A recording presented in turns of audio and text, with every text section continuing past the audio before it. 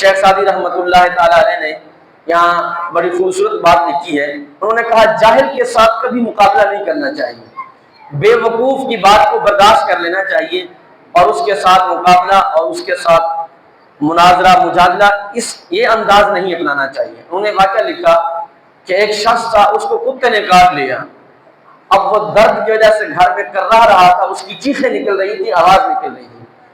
اس کی چھوٹی سی بیٹی تھی، جب اس نے باپ کو دیکھا کہ باپ بار بار کراتا ہے، بار بار چیختا ہے، آواز نکالتا ہے، تو اس نے غصے میں آ کر کہا بابا تو نہ دمداری، اے بابا کیا تو دانت نہیں رکھتا؟ کتے نے تجھے کاٹا تھا تو بھی کاٹ لیتا، تو نے کتے کے ساتھ مقابلہ کیوں نہ کیا؟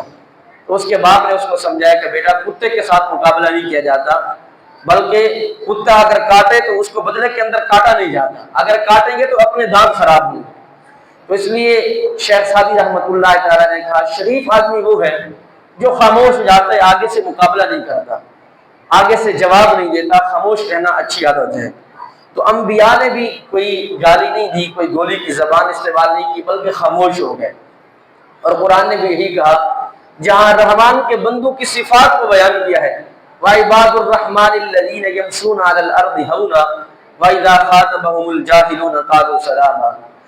قرآن نے کہا رحمان کے بندے وہ ہیں، شریف آدمی وہ ہیں جب وہ زمین پر چلتے ہیں تو بڑی نرمی کے ساتھ چلتے ہیں. وَإِذَا خَاطَبَهُمُ الْجَاهِلُونَ جب وہ جاہلوں کے ساتھ وہ خطاب کرتے ہیں، بات چیت کرتے ہیں، جاہل ان سے مخاطب ہوتے ہیں تو وہ کیا کہتے ہیں؟ قالوا سلاما، بابا تمہیں سلام ہو. ان کے ساتھ الجھتے نہیں ہیں، ان کے ساتھ بحث نہیں کرتے، مناظرہ نہیں کرتے. جب جاہل کی بات سمجھائی جائے گی وہ جاہل بات نہیں مانے گا، اس کو دلیل دی جائے گی تو وہ دلیل کو رد کر دے گا، تو ظاہر تکرار بڑھے گی، اختلاف بڑھے گا اور معاملہ جو ہے لڑائی تک پہنچ جائے گا. اس لیے قرآن نے کہا کہ اس کو سلام میں مفارقت کرو. اور یہاں انبیاء نے بھی یہی کیا ہے اور ان کو کہا کہ اچھا تم بات نہیں مانتے تو بات نہ مانو، تو ہمارا رب تو جانتا ہے کہ ہم ضرور رسول ہیں. وما علینا الا البلاغ المبین، اور ہمارا کام صرف اور صرف تمہارے تک بات پہنچا دینا تھا. یعنی انہوں نے اپنی بات کے پہنچا دینے کا عزم کیا اور اس کا اظہار کیا. آگے قالوا انا تطیرنا بکم، تو انہوں نے کہا کہ بے شک تمہاری وجہ سے ہمیں نحوست پہنچی ہے. لئن لم تنتهوا لنرجمنکم، اگر تم اپنی دعوت سے باز نہ آئے تو ہم تمہیں رجم کر دیں گے، تمہارے اوپر پتھر برسائیں گے. ولا یمسنکم منا عذاب علیم، اور ہماری طرف سے تمہیں دردناک عذاب پہنچے گا. جب قوم نے انبیاء کی تکذیب کی تو قوم نے آگے سے انبیاء پہ الزام لگائے. قوم نے کیا کہا؟ طرح طرح کے الزام لگائے کہ ہمارے ہاں بارشیں نہیں ہو رہی، قحط ہے اور اس کی وجہ سے تم پیغمبر ہو.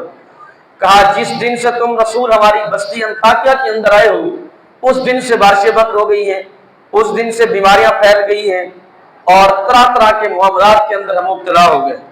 یعنی انبیاء پر انہوں نے الزامات کی بچھاڑ کر دی ہے اور آگے سے دھمکی دی کہ اگر تم اس دعوت سے باز نہ آئے تو ہم تمہیں رجم کر دیں گے، تمہارے اوپر پتھر برسائیں گے اور ہمیں تمہیں دردناک عذاب کے اندر مبتلا کر دیں گے. یہ قوم کی بدبختی تھی جب انہوں نے انبیاء کے ساتھ یہ والا سلوک کیا اور یہ دھمکی اور یہ بدتمیزی والے کلمات فرمائے کہے. تو انبیاء نے جواب کے اندر کیا فرمایا؟ قالوا طائرکم معکم، انبیاء نے کہا تمہاری نحوستیں تمہارے ساتھ ہیں. یہ نہیں ہے کہ ہماری وجہ سے تمہاری نحوستیں پہنچتی ہیں، بلکہ تمہاری نحوستیں تمہاری وجہ سے ہیں، تمہارے اعمال ایسے ہیں جس کی وجہ سے تمہیں یہ عذاب کے اندر مبتلا ہونا پڑ رہا ہے.